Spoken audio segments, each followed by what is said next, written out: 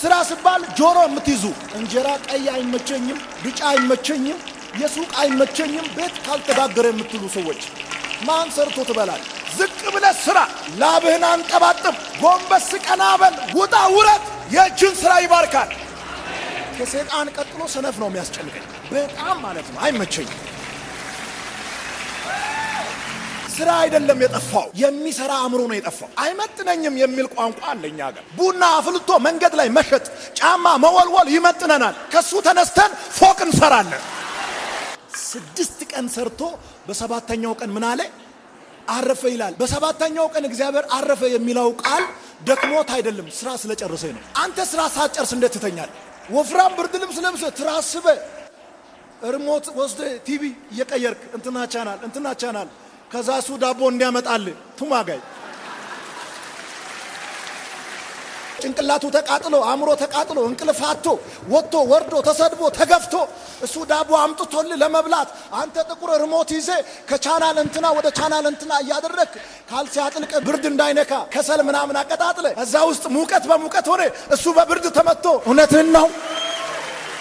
እንደ ሰነፍ እግዚአብሔር የሚጠላው ነገር የለም። ምሳሌ ምዕራፍ 26 ላይ የእግዚአብሔር ቃል ሲናገር አለንጋ ለፈረስ ልጓም ለአህያ በትር ለሰነፍ ጀርባ ነው። መዝሙር ዳዊት ምዕራፍ 14 ቁጥር 1 ላይ በምትመለከቱበት ጊዜ ሰነፍ በልቡ እግዚአብሔር የለም ይላል። መውጣት መውረድ አይፈልግም። ወፍራም ብርድ ልብስ ለብሶ ተኝቶ እግዚአብሔር የለም፣ እግዚአብሔር ቢኖር ኖሮ እኔ አልራብም ይላል። ስራ አንተ ሰነፍ።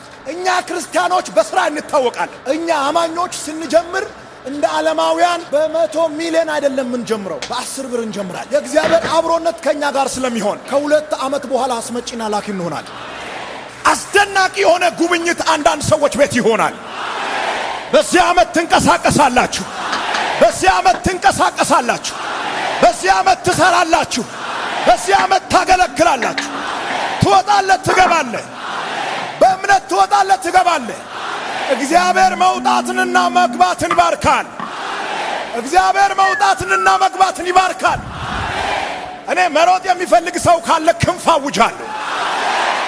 መስራት የሚፈልግ ሰው ካለ ቁልፍ እሰጣለሁ። ማገልገል የሚፈልግ ሰው ካለ በአራቱ አቅጣጫ በሮች ይከፈታል። አሜን ያለ ሰው ካለ ይሁንለት። ለብዙ ሰዎች አዲስ መንገድ ሲከፈታዩ አንዳንድ ሰዎች በፍጥነት ወደ ተራራ ሲወጡ ያያል። በዚህ ዓመት ለብዙ ሰዎች ትታያለህ።